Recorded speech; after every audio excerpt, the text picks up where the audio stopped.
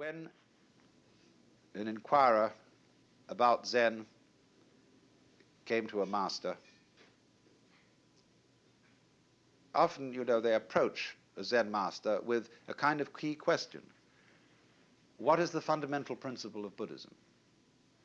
Or why did the bearded barbarian come from the West? Because Zen is supposed to have been brought into China by a Hindu named Bodhidharma. And Bodhidharma is always represented as having a huge bushy beard and very fierce eyes. Now, Bodhidharma always insisted that he had nothing to teach. And so, why did he come? That's one of the fundamental questions. You might say to me, I've often said when I'm giving a lecture, I'm not trying to improve you. I'm not trying to persuade you to a certain point of view. That is to say, like a preacher would convert somebody. In fact, I have nothing to tell you at all. Because were I to presume that I had something to tell you, I would be like a person who picked your pocket and sold you your own watch. So you might say, then why do I talk? You might ask the sky, why are you blue? The clouds, why do you float around? Birds, why do you sing? And we've been busy trying to invent explanations for all this.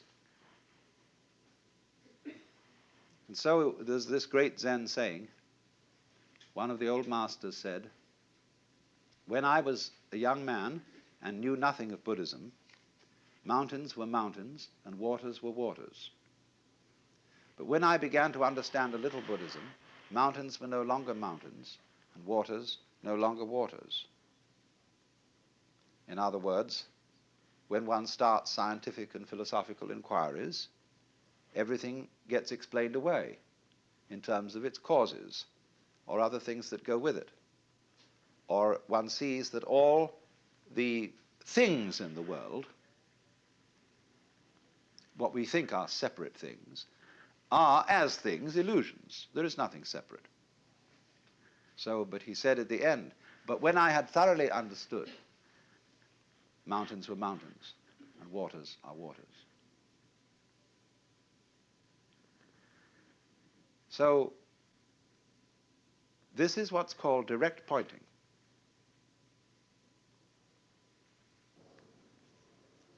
So, anybody who says that he knows what Zen is a fraud. Nobody knows. Just like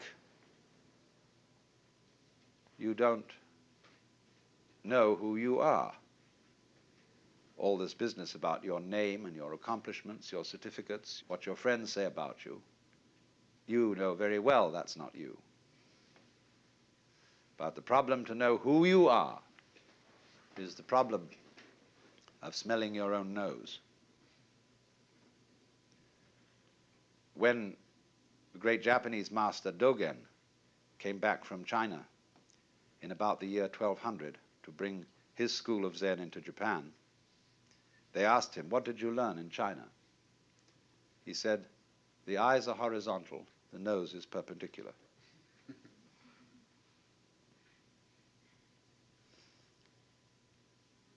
This man went on to write a tremendous book about Zen. They're so contradictory, these people. Don't expect consistency out of a Zen master. Big, big book called the Shobo Genzo. I talked with the Zen master about this book in Japan, and he said, oh, he said, that's a terrible book. It explains everything so clearly. It gives the show away. He said, you don't need any book for Zen.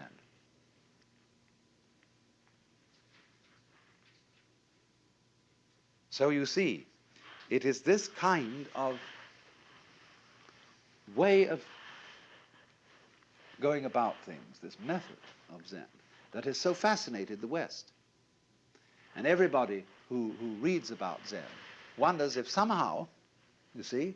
This understanding is right under your nose. You know how it is? Sometimes you get a crowd of people to come into a room, and you put something in the room that's absurd. Like suppose there was a balloon floating on the ceiling. People could come in and not notice it at all. Or, you know, somebody puts on something weird, some kind of a funny necktie or something. And you say to a person, well, haven't you noticed? A woman in a new dress, you know? Haven't you noticed? He said, well, no, what is it? What? No, it's right under your nose. They're staring you in the face, but you don't see it. And Zen is exactly like that.